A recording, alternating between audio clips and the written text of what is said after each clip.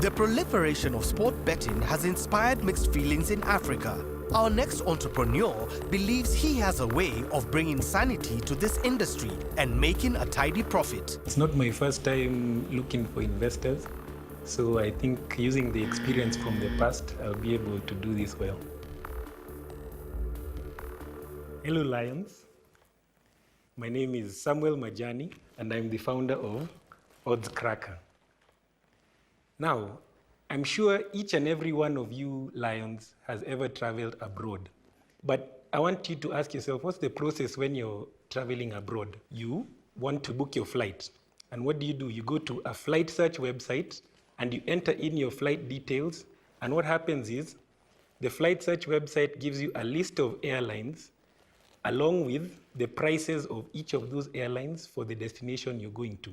What flight search websites do for travelers is exactly what OddsCracker.com does for gamblers. I'm sure we all know that there is this huge proliferation of online sports betting in Africa. Huge growth, bigger than anything I've ever seen in my life. And the question now becomes that, what does someone do in terms of choosing which online betting website to bet on amongst the myriad of betting websites that have mushroomed all over the place? The best way to choose between them is to do price comparison between the websites. I'm wondering which of you Lions would like to help me help people make better betting decisions. I'm asking for 2 million shillings for 33% of my company. And I welcome the questions. Now let's go. Majani's excitement is obvious and is itching for a deal. But are the Lions convinced enough to take a bet on his business? What are your projections? We just had 30,000 referrals every month, and each betting company is paying us maybe 30 shillings per referral, which is the standard online rate, 30 bob per click. You find that we are already clocking $1 million a month in revenue off of a 2 million shilling investment. I don't think I need to tell you guys that betting has returns. I'm looking at getting the influencers who are the wase type of influencers. You know, the guys who talk. You guy, my guy. You guy, not you guy, my guy. The guys don't bet. Mbogi wa Kibonyoski type of. Kibonyoski guy. Yes. So, guys who speak to basically the betting demographic. So this 2M will not get you very far. What this 2M will do, we will do small tests on different marketing strategies, and then the one that works, I'm hoping that whoever is in would now give us the fuel to really maximize on whichever marketing avenues are found to work. So what are you thinking? Tell me. No, I can hear something in her mind, I can hear.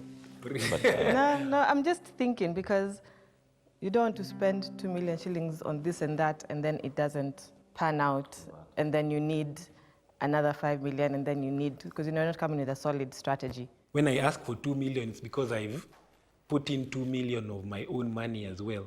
You know, so it's not like your money would be the only one being used. So your idea is to help bettors minimize their betting losses, or to get better information, to make better decisions, to make more profits, which is which? Isn't that the same thing? No. It kind of is, because you find that some one is optimizing on the win, the other one is minimizing on the loss. You win some, you lose some, yeah? And I'm not here making any promises about guaranteeing wins or anything. Are you able to use this platform for any other vertical? Somewhere else, you can help them make better decisions, let's say for health or something?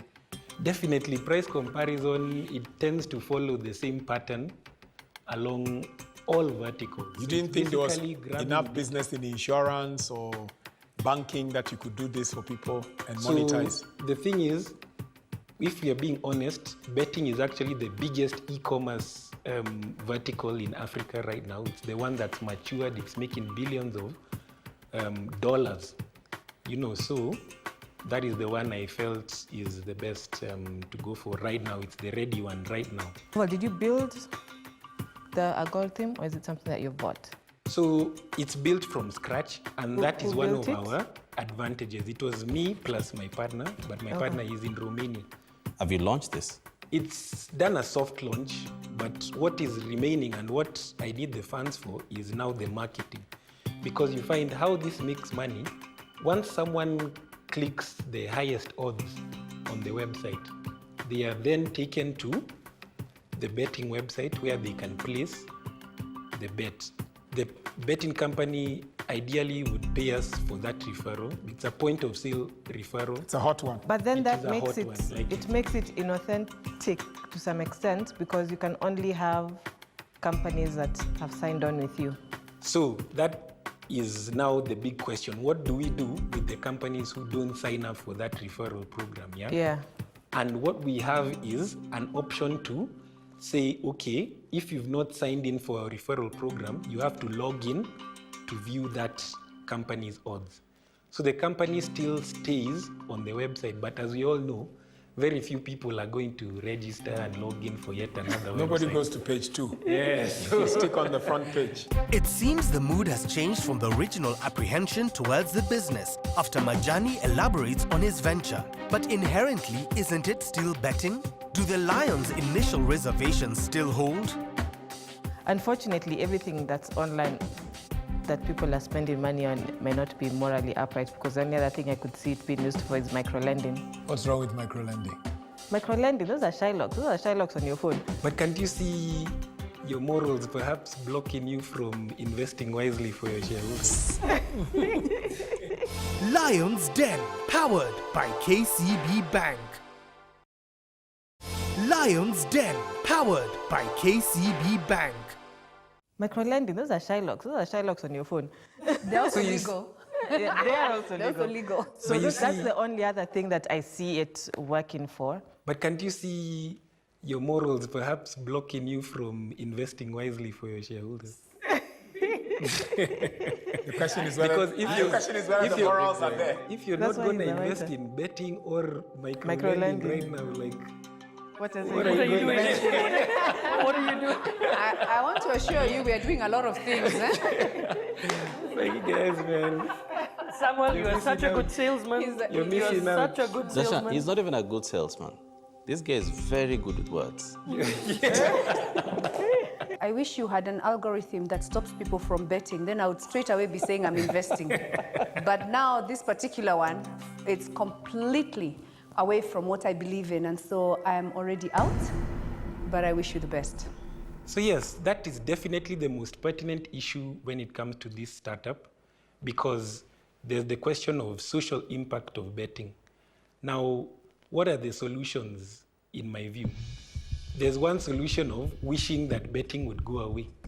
But I feel like the genie is now out of the bottle. People have demonstrated a huge demand for betting as users. They want to do it. Second of all, it's legal in many African countries. And then thirdly, Samuel, I hear you, but I'll tell you what, the fact that something is legal doesn't mean that it's right or that it's good. Yeah. So for me, that's my position. But I also appreciate that there are different schools of thought, which you have articulated very well.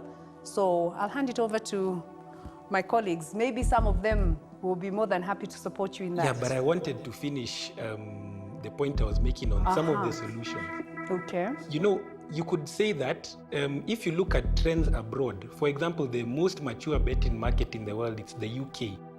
And when you look in the UK, you find that sports betting is actually the least profitable form of gambling there is. And why is that? Because with sports betting, if you actually have enough data, you can minimize your losses. So much to the point that when it comes to sports betting companies in the UK, their profits are at about 20%, which is very normal for a business. So I feel like if we give Kenyan players enough data to work with, which is what we are doing here, we can actually help them to minimize their losses.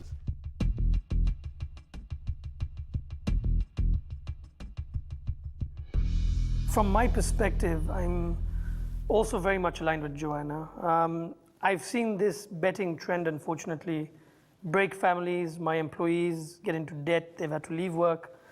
It's just not an industry that I would like to get involved in just because of a core value I have, towards this. I'm out.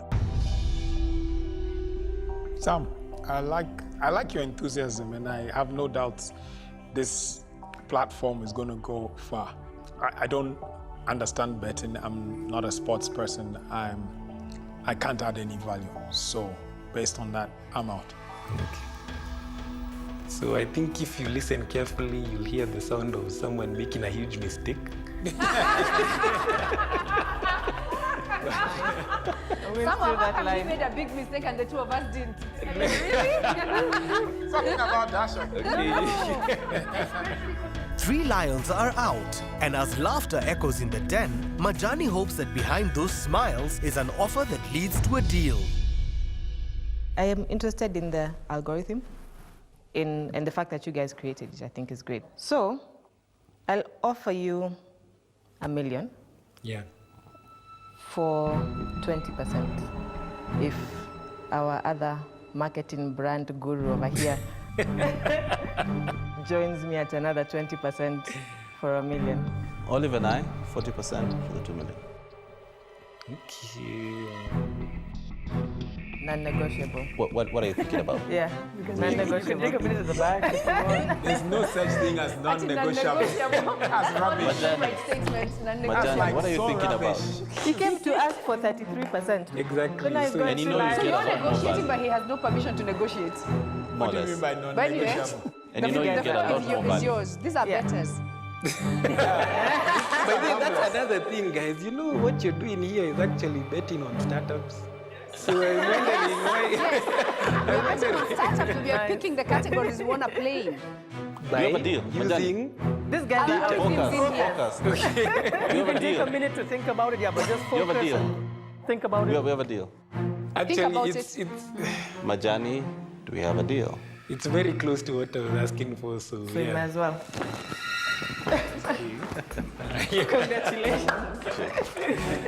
Thanks. Olive Gashara and Kevin Muley take a bet on this startup, but more particularly on the technology platform on which the business is based. And OddsCracker walks out having given away 40% for 2 million shillings. I knew I was going to face questions about the morality of betting and stuff like that, but I felt like I was a bit prepared for it. Nice guy. Oh, Interesting. he's very smart. Yeah, different guy. But I also like the way he dressed so that he can stand out. I have almost zero emotional reactions, so I guess I'm just calm by nature.